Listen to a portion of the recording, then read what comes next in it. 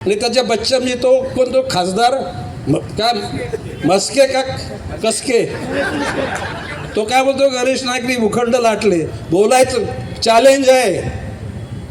Right to information मधून माहिती काढा, प्रायव्हेट केसेस भरा. आणि गणेश नाईकनी 1 इंच जागा, 1 इंच कशाला, माझ्या ज्या ज्या ठिकाणी जागा कष्टाने घेतलेल्या आहेत त्या ठिकाणी FS अर्धा पण आम्ही वापरलेला नाही. बोलाची भाषा म्हणून बोलायचं. वृत्तपत्राच्या किंवा चॅनल लोकांना मी सांगतो, त्याला विचारा कुठला प्लॉट गणेश नाईकने ग्रॅप केला आहे.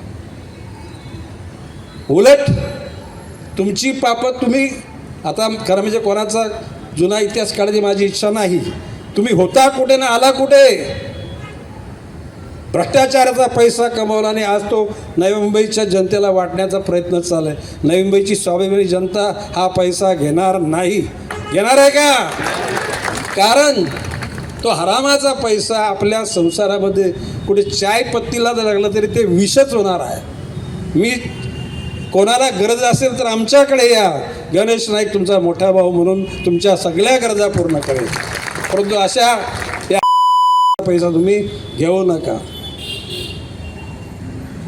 मोरबे धरणाचं पाणी मी बोललो की जर का अशी स्थिती राहिली तर 2